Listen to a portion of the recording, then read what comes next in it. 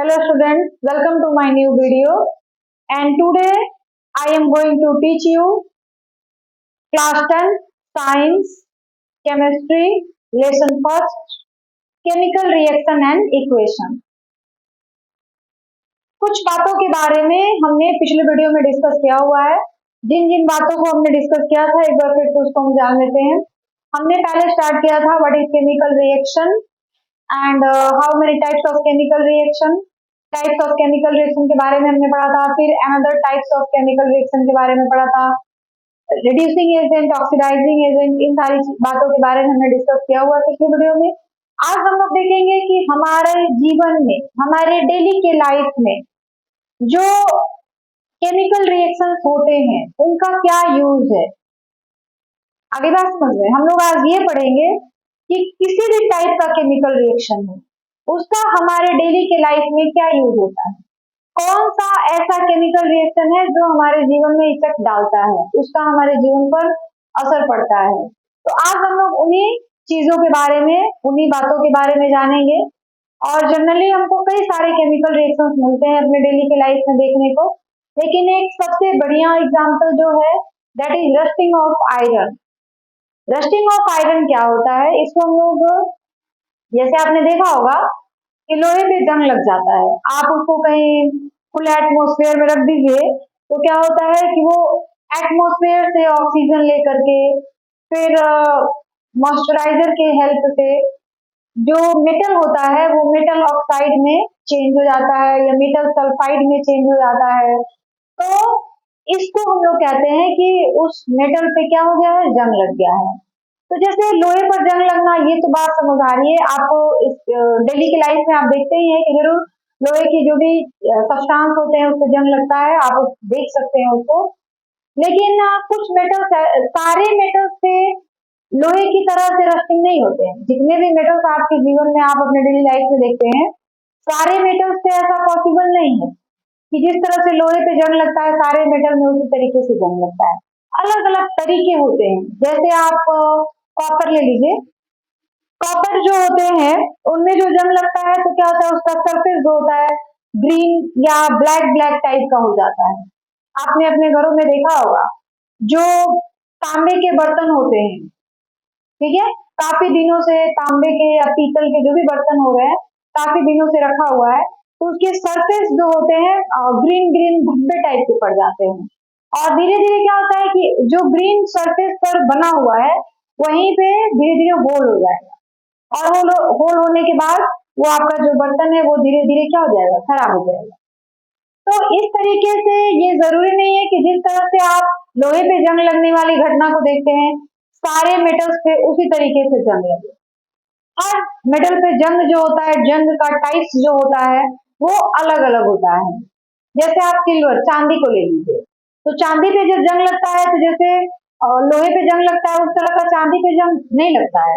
उसमें क्या होता है कि जो चांदी के बर्तन होते हैं या चांदी के जो भी सब्सटेंस आपके पास होते हैं वो ब्लैक हो जाता है।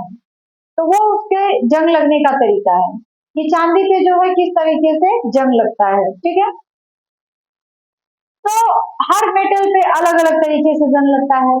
सारे मेटल्स पे जंग लगना जो है हार्मफुल होता है क्योंकि वो क्या करता है, धीरे धीरे उस मेटल को खराब कर देता है, नुकसान कर देता है, डिस्ट्रॉय कर देता है। अगर आप उसका समय से प्रिवेंट ना करें, उसको जंग को रोके ना, तो क्या होगा कि मेटल जो है धीरे धीरे क्या हो जाएगा, कोरिजन की वजह से वो खत्म हो जाएगा। तो लेकिन एक ऐसा भी मेटल है जिसपे जब जंग लगता है तो उस मेटल की लाइफ बढ़ जाती है, उसकी जिंदगी बढ़ जाती है और वो उस मेटल के लिए फायदेमंद माना जाता है। आगे बात समझ लें। सारे मेटल्स के लिए जो कोरिजन शब्द है, जो कोरिजन का प्रोसेस है वो हार्मफुल होता है, बट एल्यूमिनियम एक ऐसा मेटल है जिसपे कोरिजन हो यानी उस पर जंग लगे तो उसको यूजफुल माना जाता है।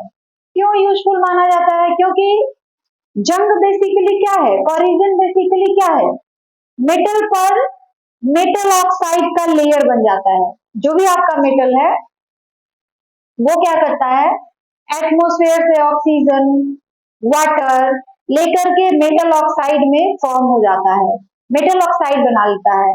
इसी मेटल ऑक्साइड की वजह से वो जो मेटल होता है धीरे धीरे करके एक दिन पूरी तरीके से खत्म हो जाता है। तो इसीलिए इसको कहता है it is a process of slowly eating of metal, धीरे धीरे वो मेटल को क्या कर देता है, खा जाता है, खत्म कर देता है। तो इसलिए कहा जाता है कि जो भी कॉरिजन है वो सारे मेटल के लिए हार्मफुल ही होता है, लेकिन एल्युमिनियम के लिए फायदेमंद होता है, यूजफुल होता है, बिकॉज एल्युमिनियम पे जब कॉरिजन होता है यानी एल्युमिनियम के सरफेस पर मेटल ऑक्साइड का फॉर्मेशन होता है, तो क्या होता है कि जो एल्युमिनियम का अंदर वाला पार्ट होता है, लेयर होता है, उसका कनेक्शन एयर से टूट जाता है, वो एयर के संपर्क में नहीं जा पाता है और उसकी जो लाइफ होती है, उसका जो मतलब उसका जो भी टाइम पीरियड होता है, कितने दिन में वो खत्म हो सकता था, अब वो बढ़ जाता है, उसका लाइफ बढ़ जाता है, वो जल्दी खराब नहीं होता है। तो इसीलिए कहा जाता है कि जो एल्युमिनियम होता है उस पे जो कॉरिजन होता है वो यूजफुल होता है, बाकी सारे मेटल्स के लिए, लगभग सारे मेटल्स के लिए हार्मफुल ही होता है। ठीक है, तो आइए आज हम लोग उसी के बारे में पढ़ेंगे कि हमारे डेली के लाइफ में जो रिएक्शन है, केमिकल रिएक्शन, उनके क्या क्या यूज हैं। ठीक है, तो हम लोग अपने डेली के लाइफ में दो तो देख ही लेते हैं, एक होता है कॉरिजन, जैसे हम लोग कह सकते हैं लोहे पे जंग लगना या किसी और मेटल पे जंग लगना, और दूसरा होता है रेंसिडिटी। तो अभी हम कॉरिजन के बारे में डिस्कस करेंगे, उसके बाद हम लोग रेंसिडिटी के बारे में पढ़ेंगे। कॉरिजन क्या है? The process of slowly eating of metal due to attack of atmospheric gases such as carbon dioxide, hydrogen sulfide, water vapor on the surface of metal so as to convert metal into oxide, carbonate, sulfide, etc. is known as corrosion. corrosion क्या है? corrosion एक ऐसा process है जिसमें जो metal होता है, atmosphere में जो भी गैसेस प्रेजेंट है, एटमॉस्फेयर में कौन कौन सी गैसें प्रेजेंट है, तो ऑक्सीजन हो सकता है, कार्बन डाइऑक्साइड हो सकता है, हाइड्रोजन सल्फाइड हो सकता है, इन सारी गैसों से रिएक्ट करके क्या बना लेता है, metal oxide, metal carbonate, metal sulphide. तो इसी को, इसी प्रोसेस को, इसी फिनोमिना को हम लोग क्या कहते हैं, कॉरिजन कहते हैं। आगे बात समझ में कि कोई भी मेटल होता है जब वो एटमॉस्फेयर में जो गैस है, carbon dioxide, oxygen, carbon disulphide, इन सारी गैसों से रिएक्शन कर लेता है और मेटल ऑक्साइड या मेटल कार्बोनेट या मेटल सल्फाइड का फॉर्मेशन कर देता है उसके सरफेस पे। तो इसी को हम लोग क्या कहते हैं, कॉरिजन कहते हैं। और कॉरिजन जैसे देखिए यहाँ पे आयरन है, ऑक्सीजन से रिएक्ट कर रहा, H2O यानी वाटर मॉइस्चराइज जो कि एयर में होता है, और क्या फॉर्म कर रहा, हाइड्रेट फेरिक ऑक्साइड, इसी को हम लोग कहते हैं रस्टिंग ऑफ आयरन। लोहे पे जंग लगना ही कहा जाता है रस्टिंग ऑफ आयरन, यानी लोहे का जो कॉरिजन होता है उसी को हम लोग रस्टिंग ऑफ आयरन बोलते हैं। लोहे पे जो जंग लगता है उसी को हम लोग रस्टिंग ऑफ आयरन बोलते हैं। ठीक है, जैसे अब कॉपर है, कॉपर पे जंग लगा है तो कॉपर कार्बन डाइऑक्साइड, ऑक्सीजन और वाटर से रिएक्शन करता है और बनाता है कॉपर कार्बोनेट और कॉपर हाइड्रोक्साइड। तो यह जो है कॉपर का कॉरिजन हो गया और इससे कॉपर का कलर चेंज हो जाता है। आगे बात समझ में। Next, method to prevent rusting. देखिए जाहिर सी बात है कि जो कॉरिजन है हमारे लिए हार्मफुल है, तो इसको हमको किसी ना किसी तरीके से रोकना पड़ेगा ताकि हमारे जो मेटल्स हैं वो डिस्ट्रॉय ना हो, खत्म ना हो, नुकसान ना हो। तो इसके लिए हमको क्या करना पड़ेगा, रस्टिंग से बचाने के लिए कुछ ना कुछ तरीके तो ढूंढने पड़ेंगे। तो इसलिए कहा गया है कि जो रस्टिंग होता है या जो कॉरिजन होता है उसको रोकने के लिए ये सारे तरीके बताए गए हैं। पहला है पेंटिंग। आपने देखा होगा आपके घरों में जब लोहे का कोई बड़ा सा गेट लगता है, ठीक है, तो पहले उसको क्या किया जाता है, पेंटिंग कर दिया जाता है। पेंटिंग करने से क्या होता है कि पेंट का, लोहे के ऊपर एक पेंट का 3 लेयर चढ़ जाता है, परत चढ़ जाता है, जिससे क्या होता है कि जब पानी उस पर गिरता है, धूप लगता है या जो भी एटमॉस्फेरिक गैसें होती हैं उनका अटैक होता है, तो वो डायरेक्ट मेटल से ना होके जो आपने उसके ऊपर पेंटिंग कर रखा है उस पर होता है, तो जो मेटल है वो आपका सेफ रहता है। आगे बात समझ में, जैसे हमने कपड़ा क्यों पहना है, कपड़ा हमने पहना है अपने शरीर को धूप से बचाने के लिए। आप ठंडी में क्या करते हैं, ऊनी कपड़ा पहनते हैं, आप अपने शरीर को ऊनी कपड़े से ढक देते हैं ताकि हमको ठंडी ना लगे। गर्मी में हम लोग सूती कपड़ा पहनते हैं, ठीक है। तो वही चीज अब हमने गर्मी में सूती कपड़ा पहना हुआ है, ठंडी में ऊनी कपड़ा पहना हुआ है, ताकि हमारे शरीर को ठंडी ना लगे, अपने शरीर को बचाने के लिए, सेफ्टी रखने के लिए। उसी तरीके से जो भी मेटल्स होते हैं उनको कॉरिजन से बचाने के लिए अलग अलग तरीके यूज किए जाते हैं। जनरली जो आयरन होता है, आयरन को रस्टिंग से बचाने के लिए हम लोग पहला काम यही करते हैं कि उसको क्या करते हैं, पेंटिंग कर देते हैं, पेंट चढ़ा देते हैं। तो उससे क्या होता है कि उसका जो भी एटमॉस्फेरिक गैसें होती हैं उससे संपर्क नहीं हो पाता है डायरेक्टली, और वो जो रहता है सेफ रहता है, ठीक है। उसके बाद दूसरा जो है वो है बाइग्रीसिंग एंड ऑयलिंग। देखिएगा, जो लोहे की मशीनें होती हैं बड़ी बड़ी, कभी कभी देखिएगा वो ढंग से चलती नहीं है, ढंग से चलती नहीं है, तो उसमें क्या होता है कि हम लोग उसके पार्ट को, मशीनों के जो छोटे छोटे पार्ट्स होते हैं उनको खोल करके उसमें ग्रीस लगा देते हैं, ऑयल लगा देते हैं, चलते चलते जाम हो जाता है, तो वो जब ग्रीस लगाते हैं या ऑयल लगाते हैं तो उसे अच्छे तरीके से अपना वर्क करने लगता है। तो ये ग्रीसिंग और ऑयलिंग भी है इसीलिए कि जो भी लोहे के पार्ट्स हैं आपके मशीन में या आपके जो भी गाड़ी वगैरह हैं उनमें, तो उनको हम लोग समय समय पे क्या करते हैं, निकाल के उसमें ग्रीस लगाते हैं, तेल लगाते हैं। इसी को हम लोग कहते हैं ग्रीसिंग एंड ऑयलिंग। ये ग्रीसिंग एंड ऑयलिंग क्यों किया जाता है, तो जो मेटल है, जिस भी मेटल का वो बना हुआ है उससे कॉरिजन ना हो, ठीक है। तो लोहे को हम लोग, लोहे पे जो कॉरिजन होता है उसको हम लोग रस्टिंग कहते हैं, यानी लोहे को रस्टिंग से बचाने के लिए, आयरन को रस्टिंग से बचाने के लिए उससे क्या होता है, ऑयलिंग होती है और ग्रीसिंग करी जाती है, ठीक है, ताकि हमारा जो लोहे की चीजें हैं वो सेफ रहे। आप लोहे के जैसे बड़े बड़े पुल बनाए जाते हैं, बड़े बड़े गाड़ियां बनाई जाती हैं, इन सारी चीजों को अगर सेफ ना रखा जाए तो जंग लग के वो सारी चीजें जो होंगी खराब हो जाएंगी। इसलिए उस पे हमेशा पेंटिंग किया जाता है, उस पे पेंट का लेयर चढ़ा दिया जाता है ताकि वो हवा और पानी से कांटेक्ट ना हो पाए और वह जो है काफी लंबे समय तक सुरक्षित रह सके, ठीक है। उसके बाद तीसरा है बाई गैल्वेनाइजेशन। गैल्वेनाइजेशन क्या है, गैल्वेनाइजेशन एक ऐसा प्रोसेस है जिसमें जो लोहा होता है उसके ऊपर हम लोग जिंक का एक पतला लेयर चढ़ा देते हैं बाई इलेक्ट्रिसिटी। जैसे आप पेंट करते हैं ना, तो उसपे क्या करते हैं कि जो लोहे की चीजें होती हैं, लोहे के जो सब्सटेंस होते हैं, लोहे के जो ऑब्जेक्ट होते हैं उस पे हम लोग पेंट लगा देते हैं ताकि जो लोहा है उसका डायरेक्ट हमारा एटमोसफेयर से कनेक्शन, कांटेक्ट ना हो पाए और वो जंग से बचा रहे। उसी तरीके से एक और भी प्रोसेस है लोहे को रस्टिंग से बचाने के लिए, वो प्रोसेस है गैल्वेनाइजेशन। गैल्वेनाइजेशन में क्या होता है कि जो लोहे के सामान होते हैं या लोहे के जो भी ऑब्जेक्ट होते हैं आयरन के, उस पर हम लोग थिन जिंक का पतला लेयर चढ़ा देते हैं, thin layer of zinc.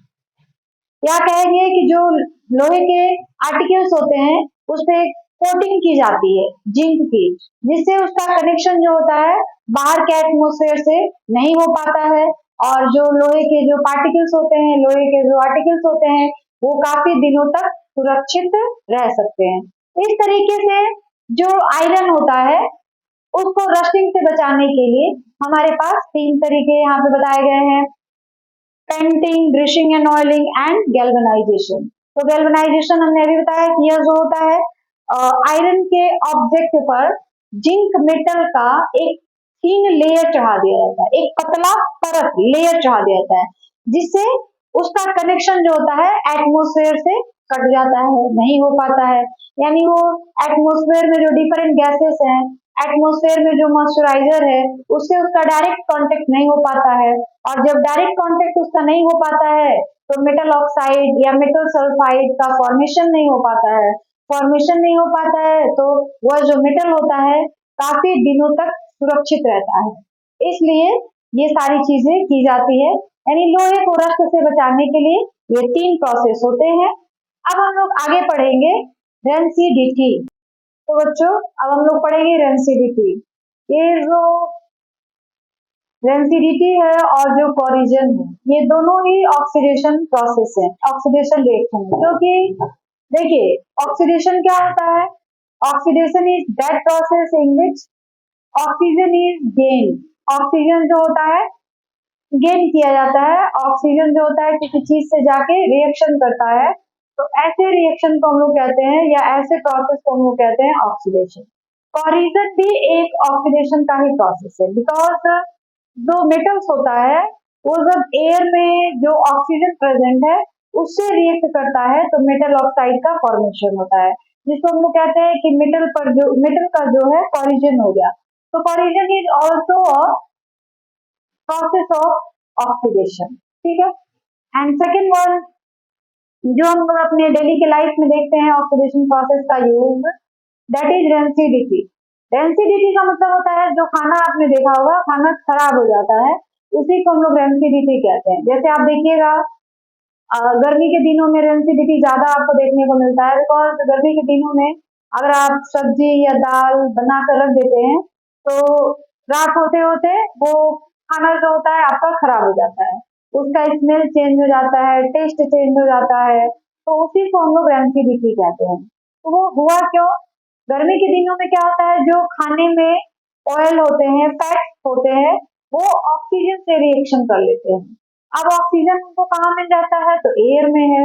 Air is present everywhere, air जो है वो तो सारी जगह पे है। तो जो खाने में आपके ऑयल होते हैं, स्पाइस मसाले हो गए हैं या फैट्स होते हैं, वो सारे जो होते हैं ऑक्सीजन से रिएक्ट करते हैं और कुछ ऐसे सब्सटेंस बनाते हैं, कुछ ऐसे कंपाउंड बनाते हैं जिससे जो आपका खाना होता है, फूड होता है, वो बैड स्मेल देने लगता है, बैड टेस्ट देने लगता है। इसी को हम लोग कहते हैं रेंसिडिटी, ठीक है। आपका डेली की लाइफ में आप देखते हैं और ये प्रोसेस जो होता है ये ज्यादातर गर्मी के दिनों में देखने को मिलता है। तो इससे बचने के लिए हम लोग क्या करते हैं, तो सब पहला तो हम लोग ये करते हैं कि खाने को हम लोग किसी ऐसी जगह पे रखना चाहते हैं जहाँ ठंडा हो। तो आजकल तो यूज हो गया है फ्रिज का जमाना है, फ्रिज का लोग इस्तेमाल करते हैं खाने को रखने के लिए, खाने को ऑक्सीडेशन से बचाने के लिए। दूसरा जो प्रोसेस है, अगर आपके पास फ्रिज नहीं है तो आप पानी रखिए, पानी में किसी बंद बर्तन में खाना को रख के और उस पानी में रख दीजिए, ताकि ज्यादा देर तक पानी जो खाना रहे ठंडा रहे। जितना ज्यादा ठंडा रहेगा ऑक्सीडेशन का प्रोसेस जो होगा उतना ही स्लो होगा। और पानी को कई बार आप चेंज करते रहिए ताकि खाना जो है आपका फूड जो है वो ठंडा रहे, ठीक है। तो उससे भी ऑक्सीडेशन का प्रोसेस स्लोली होगा और खाना जल्दी खराब नहीं होगा। तीसरी चीज है एंटीऑक्सीडेंट सब्सटेंस यूज करके। जो बड़े बड़े फैक्ट्रीज होते हैं, बड़ी बड़ी कंपनियां होती हैं जो खाने की चीजों को बनाती हैं, वो लोग क्या करती है एंटीऑक्सीडेंट सब्सटेंस का यूज करती है ताकि खाना जो है कभी जल्दी खराब ना हो। और तीसरा होता है एक और है method, vacuum packing. Vacuum packing का मतलब हो गया कि आप खाना को ऐसे किसी बर्तन में पैक करिए जिसमें हवा ना जा सके, टाइट हो, उसका जो कैप हो ढक्कन हो काफी टाइट हो। तो हम लोग कहते हैं कि ये वैक्यूम पैकिंग हो गया, उसमें हवा भी ना जा सके। और जब तक उसको हवा नहीं मिलेगी, ऑक्सीजन नहीं मिलेगा, ऑक्सीजन नहीं मिलेगा तो उस खाने का ऑक्सीडेशन नहीं होगा। तीसरी चीज नाइट्रोजन। नाइट्रोजन का आप यूज कर सकते हैं, यह भी एक एंटी ऑक्सीडेंट का काम करता है, ठीक है। जैसे जो कुरकुरे होते हैं, चिप्स होते हैं, इनके जो पैकेट्स होते हैं, इसमें जब पैकिंग किया जाता है तो उसमें नाइट्रोजन गैस भर दिया जाता है, जिससे खाना जो होता है जल्दी खराब नहीं होता है। उसके अंदर जो भी आप नमकीन टाफी कुरकुरे या जो भी चीज आपने पैकिंग किया हुआ है वो जल्दी खराब नहीं होता है, क्योंकि नाइट्रोजन जो है एक ऐसा अनरिएक्टिव गैस है जो जल्दी दूसरे किसी गैसों के साथ रिएक्शन नहीं करता है, तो खाना आपका ज्यादा दिनों तक सुरक्षित रहता है। और जैसे ही उस पैकेट में हम लोग नाइट्रोजन गैस भर देते हैं, जो पैकेट होता है देखने में फूल जाता है और देखने में लगता है कि इसमें जो चिप्स है या कुरकुरे है ये बहुत ज्यादा है, लेकिन जैसे ही उसको हम लोग काटते हैं पूरा नाइट्रोजन गैस उसमें से बाहर निकल जाता है और देखने के बाद पता चलता है कि जो उसमें चीज था वो काफी कम मात्रा में है। तो इस तरह की चीजों को हम लोग क्या करते हैं कि जब पैकिंग की जाती है तो उसी समय उसमें नाइट्रोजन भर दिया जाता है ताकि खाना जो जल्दी खराब ना हो। उन्हीं सारी बातों को यहाँ पे लिखा गया है। क्या लिखा गया है? Rancidity, the oxidation of oils और fats in food resulting into a bad smell and bad taste is called rancidity. Rancidity क्या होता है कि खाने में जो ऑयल होते हैं, फैट्स होते हैं, उनका ऑक्सीडेशन हो जाता है, तो खाना जो होता है आपका बैड स्मेल देने लगता है, बैड टेस्ट देने लगता है। इसी प्रोसेस को, इसी फेनोमेनन को हम लोग क्या कहते हैं? रेंसिडिटी कहते हैं। तो खाना का खराब होना तो हमारे लिए हार्मफुल है ही, तो जरूरी है कि इसको हम लोग कैसे रोक सकें। ठीक है, तो इसको रोकने के लिए हमारे पास ये सारे तरीके हैं। बाई एडिंग एंटीऑक्सीडेंट, आप किसी ऐसे सब्सटेंस का उसमें यूज कर दीजिए जो ऑक्सीडेशन के प्रोसेस को कम कर सके। तीसरी चीज वैक्यूम पैकिंग, जब खाने का आप किसी बर्तन में या किसी पैकेट में पैकिंग करिए तो इस ऐसा पैकिंग करिए, देखिए यहाँ पे थोड़ा सा स्पेलिंग सही कर लीजिएगा, PACKING। तो ऐसा पैकिंग करिए कि उसमें जो है हवा न जा पाए। किसी ऐसे बर्तन में खाने को रखिए कि उसका जो कैप हो, ढक्कन हो, बिल्कुल टाइट बंद हो और हवा न जा सके। उसके बाद है रिप्लेसिंग एयर बाय नाइट्रोजन, उसके अंदर का जो हवा है उसको बाहर निकाल के उसमें नाइट्रोजन भर दिया जाए। और तीसरा है बाय यूजिंग रेफ्रिजरेटर, रेफ्रिजरेटर का यूज करके भी हम लोग खाने को काफी देर तक सुरक्षित रख सकते हैं। तो गर्मी के दिनों में जो होता है टेम्परेचर एटमॉस्फेयर का काफी हाई रहता है, इसलिए आपने देखा होगा कि गर्मी में जो होता है खाना जल्दी खराब हो जाता है। तो जितना टेम्परेचर हाई रहेगा, ऑक्सीडेशन का प्रोसेस उतना ही जल्दी होगा, उतना ही फास्ट होगा और खाना जो है आपका उतना ही जल्दी खराब हो जाएगा। इसीलिए ठंडी के दिनों में खाना जल्दी खराब नहीं होता है, क्योंकि वहां पे टेम्परेचर लो रहता है और टेम्परेचर लो होने के कारण जो ऑक्सीडेशन का प्रोसेस होता है वो भी काफी स्लो होता है, धीरे धीरे होता है और इसीलिए खाना जो होता है जल्दी खराब नहीं होता है। लेकिन गर्मी में वही क्या है, टेम्परेचर बहुत हाई रहता है एटमोस्फेयर का और ऑक्सीडेशन का प्रोसेस काफी तेजी से होता है। तो आपसे खाना जल्दी ना खराब हो, इसके लिए ये जरूरी है कि हम लोग जो खाना है उसका टेम्परेचर लो करके रखें। तो इसके लिए फ्रिज हम लोग यूज करते हैं। तो ये था आपके डेली लाइफ में दिखने वाली दो मेन घटनाएं जो ऑक्सीडेशन प्रोसेस को शो करती है। पहला था कॉरिजन और दूसरा जो अभी हमने डिस्कस किया ये है रेंसिडिटी, जो आपके डेली की लाइफ में देखने को मिलते हैं। तो स्टूडेंट्स, अब हम लोग डिस्कस करेंगे रीएक्टिविटी सीरीज ऑफ मेटल्स। तो रीएक्टिविटी सीरीज ऑफ मेटल्स क्या होता है? अभी हमने आपको एक टाइप्स ऑफ केमिकल रिएक्शन जब हमने पढ़ाया था तो उसमें हमने डिस्कस किया था डिस्प्लेसमेंट रिएक्शन।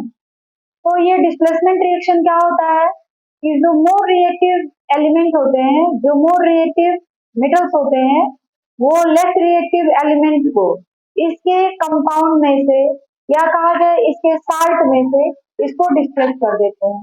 जैसे हमने आपको एक एग्जांपल भी दिया था कि जो ज्यादा ताकतवर लोग होते हैं वो थोड़ा कम ताकतवर लोग को धकेल के साइड कर देते हैं और वहां पे जाके बैठ जाते हैं। तो वही चीज यहाँ पर भी है कि जो मोर रिएक्टिव एलिमेंट होते हैं वो लेस रिएक्टिव एलिमेंट को उसके कंपाउंड में से डिस्प्लेस कर देते हैं और उसकी जगह पे खुद चले जाते हैं। तो ऐसे रिएक्शन को हम लोग कहते हैं मोर रिएक्टिव एलिमेंट। ठीक है, तो अब आपको कैसे पता चलेगा कि which element or which metal is more reactive and which is less reactive? तो इसके लिए हमको एक reactivity series of metal दिया जाता है। अब reactivity series of metal क्या है कि reactivity series of metal जो है एक ऐसा अरेंजमेंट है मेटल्स का जिसमें सारे मेटल्स को एक वर्टिकल कॉलम में अरेंज करके रखा गया है उनके रिएक्टिविटी के आधार पर। तो चलिए देखते हैं कि रिएक्टिविटी में सीरीज ऑफ मेटल्स क्या है। ये देखिए, this is an arrangement of metals in a vertical column order to their decreasing order of reactivity from top to bottom. जो रिएक्टिविटी सीरीज ऑफ मेटल है वो एक वर्टिकल कॉलम में सारे मेटल्स का अरेंजमेंट है। देख लीजिए यहाँ पे ये वर्टिकल कॉलम है, इसमें सारे मेटल को हमने क्या किया है अरेंज करके रखा है और इसको हमने किस आधार पर, किस बेस पर अरेंज किया है। तो वो बेस क्या है देखिएगा यहाँ पे, in order to their decreasing order of reactivity from top to bottom, यानी टॉप से बॉटम की ओर आएंगे तो जो मेटल्स हैं उनकी रिएक्टिविटी क्या हो जाएगी, बढ़ती जाएगी, डिक्रीज होती जाएगी। और जब हम लोग बॉटम टू टॉप जाएंगे तो जो मेटल्स हैं उनकी रिएक्टिविटी क्या होती जाएगी, बढ़ती जाएगी। आ रही बात समझ में, क्लियर हुई बात है मेरी? एक बार फिर सुन लीजिए, रिएक्टिविटी सीरीज ऑफ मेटल क्या है, तो ये वर्टिकल कॉलम में एलिमेंट का या मेटल्स का एक ऐसा अरेंजमेंट है जिसमें सारे मेटल्स को उनकी रिएक्टिविटी के आधार पर decreasing order of their reactivity उनको अरेंज किया गया है फ्रॉम टॉप टू बॉटम, यानी जैसे आप टॉप से बॉटम की ओर आएंगे जो मेटल्स हैं उनकी रिएक्टिविटी जो होगी घटती जाएगी, यानी जैसे जैसे हम नीचे आएंगे रिएक्टिविटी जो होगी घटती जाएगी और जैसे जैसे ऊपर जाएंगे रिएक्टिविटी जो होगी बढ़ती जाएगी। तो रिएक्टिविटी सीरीज ऑफ मेटल के हिसाब से सबसे ज्यादा रिएक्टिव मेटल कौन हो गया, पोटासियम, और सबसे कम रिएक्टिव मेटल कौन हो गया, गोल्ड। एक्टिव कहिए या रिएक्टिव कहिए। अब सबसे ज्यादा रिएक्टिव मेटल या सबसे कम रिएक्टिव मेटल जो है, ये हमने आपको बता दिया कि एक्टिविटी सीरीज देखकर आप बता सकते हैं कि कौन सबसे ज्यादा एक्टिव है और कौन जो है सबसे लेस रिएक्टिव। तो इसके हिसाब से पोटासियम सबसे ज्यादा रिएक्टिव एलिमेंट है और गोल्ड जो है सबसे लेस रिएक्टिव मेटल है या एलिमेंट है। अब ये लेस रिएक्टिव और मोर रिएक्टिव क्या है? लेस रिएक्टिव एलिमेंट या मेटल का मतलब ये होता है कि जो लेस रिएक्टिव मेटल्स होते हैं वो बहुत ही जल्द किसी भी टेम्परेचर पे, किसी भी प्रेशर पे, किसी दूसरे गैस के साथ, एयर के साथ रिएक्शन करके कोई नया कंपाउंड का फॉर्मेशन कर देते हैं। तो उस एलिमेंट को या उस मेटल को हम लोग मोर रिएक्टिव मेटल या मोर एक्टिव मेटल कहते हैं, ठीक है। लेकिन कुछ मेटल या कुछ एलिमेंट ऐसे होते हैं जिनके लिए जो जल्दी किसी दूसरी चीज से रिएक्शन नहीं करते हैं, एयर से, वाटर से, इन सारी चीजों से वो जल्दी रिएक्शन नहीं करते हैं, और जब उनको रिएक्शन करवाना पड़ता है तो उनके लिए एक स्पेशल टेम्परेचर होना चाहिए, एक स्पेशल प्रेशर होना चाहिए, एक स्पेशल एटमॉस्फेयर होना चाहिए, तब जाके वो जो होंगे रिएक्ट करेंगे।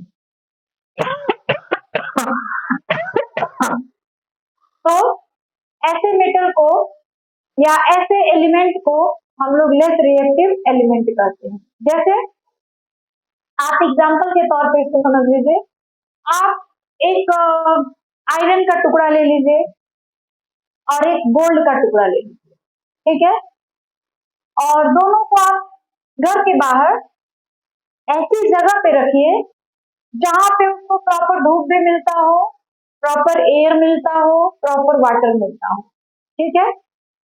आप किसी ऐसी जगह पे दोनों मेटल को, दोनों तो मेटल ही है, iron is also metal and gold is also metal, दोनों को आप ले लीजिए और किसी ऐसी जगह पे रखिए जहां पानी भी आता हो, धूप भी आता हो, एयर भी आता हो, ठीक है, और लगभग 10 दिन तक आप उसको छोड़ दीजिए, ठीक है।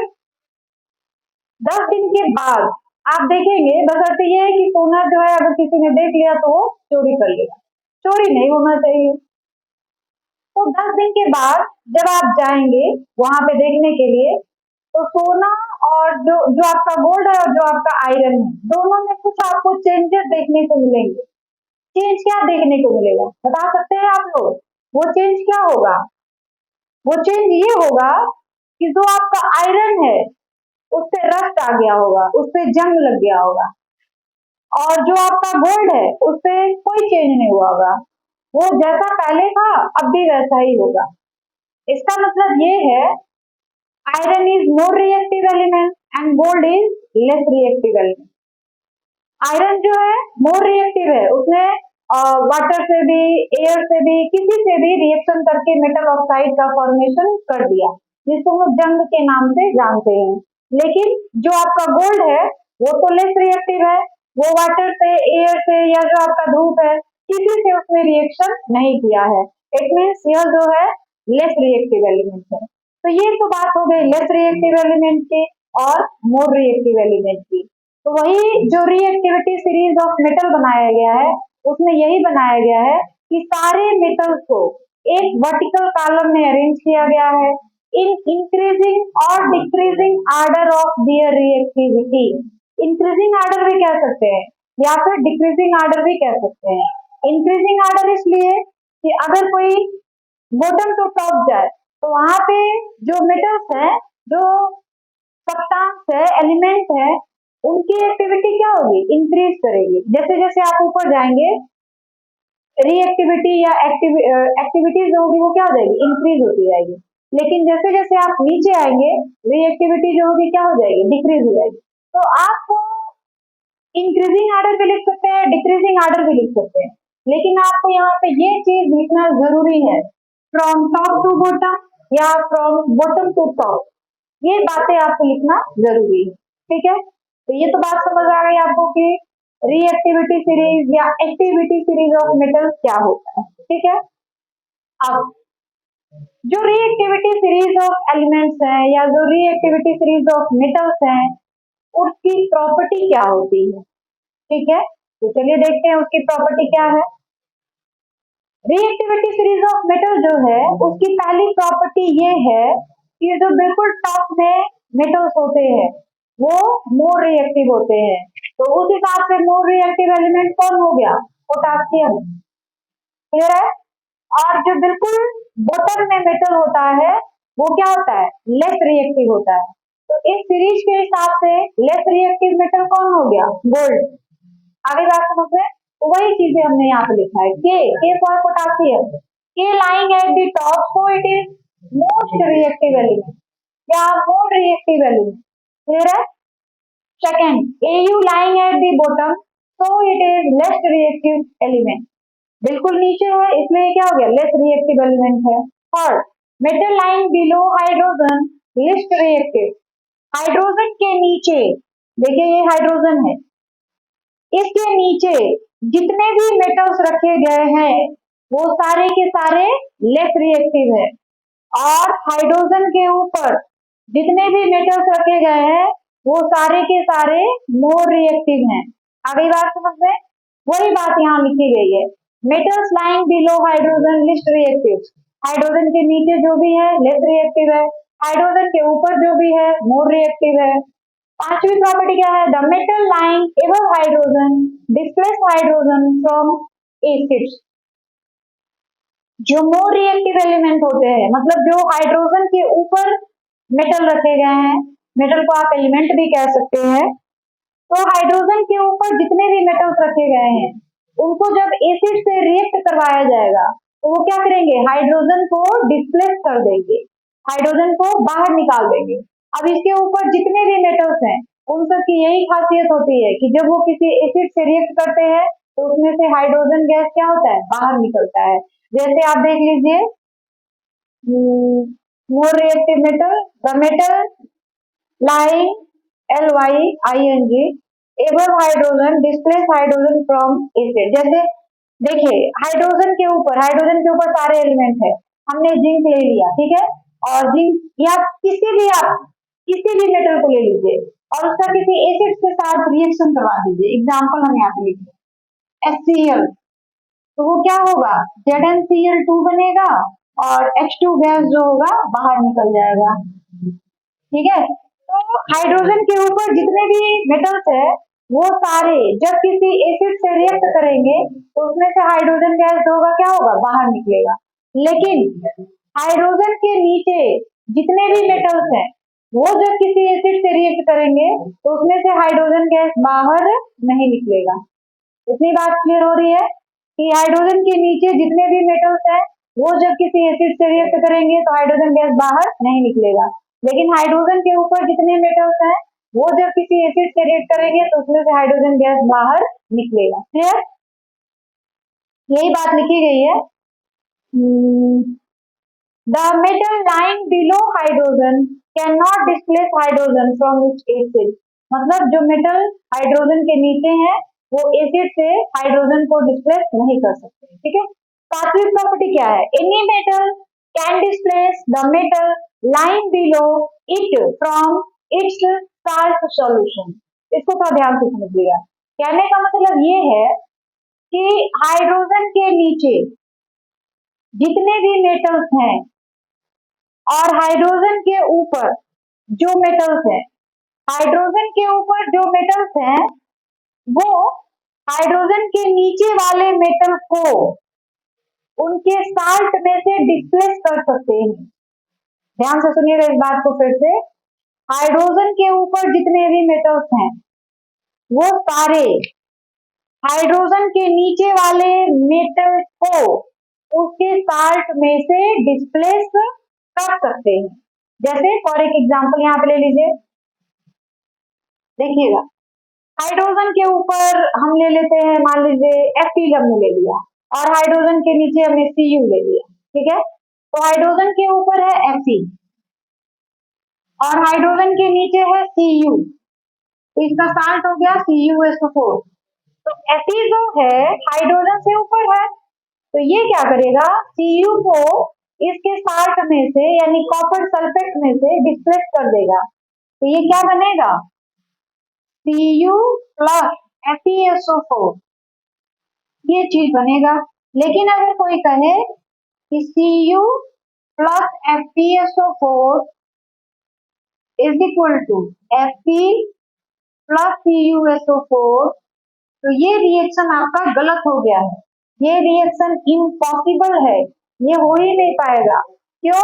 क्योंकि Cu जो है लेस रिएक्टिव है और Fe जो है मोर रिएक्टिव है। लेस रिएक्टिव एलिमेंट कभी भी मोर रिएक्टिव एलिमेंट को उसके साल्ट में से डिस्प्लेस नहीं कर सकता है, लेकिन यह वाला जो रिएक्शन है दिस इज पॉसिबल, क्योंकि Fe जो है Cu से मोर रिएक्टिव है और more reactive element less reactive element को इसके कंपाउंड में से डिस्प्लेस कर सकते हैं। आगे बात समझ में। तो ये सारी चीजें थी कि रिएक्टिविटी सीरीज ऑफ मेटल क्या होते हैं, उसके यूज क्या होते हैं और उसकी प्रॉपर्टीज क्या होती है। तो प्रॉपर्टीज को हमने पढ़ लिया, उसके यूज क्या क्या होते हैं। तो यूज यही है कि रिएक्टिविटी सीरीज को देखकर आप आसानी से बता सकते हैं कि कौन सा मेटल जो है मोर रिएक्टिव है और कौन सा मेटल जो है लेस रिएक्टिव है। दूसरी बात आप ये भी बता सकते हैं कि कौन सा मेटल जो है जब एसिड से रिएक्ट करेगा तो हाइड्रोजन को डिस्प्लेस करेगा और कौन सा मेटल नहीं करेगा। उसके बाद जो रिएक्टिविटी सीरीज ऑफ मेटल है उसका एक यूज यह भी है कि कौन सा मेटल जो है डिस्प्लेसमेंट रिएक्शन करेगा या देगा और कौन सा मेटल जो है डिस्प्लेसमेंट रिएक्शन नहीं देगा। तो हाइड्रोजन के ऊपर वाले मेटल्स जो है डिस्प्लेसमेंट रिएक्शन शो करेंगे, नीचे वाले डिस्प्लेसमेंट रिएक्शन शो नहीं करेंगे। तो ये था जो हमारा रिएक्टिविटी सीरीज ऑफ मेटल, उसकी प्रॉपर्टीज और उसके यूज। आई बात समझ में। अगर आप हमारे वीडियो पे नए हैं और हमारे वीडियो आपको पसंद आई है तो प्लीज हमारे वीडियो को ज्यादा से ज्यादा लाइक शेयर और सब्सक्राइब करें।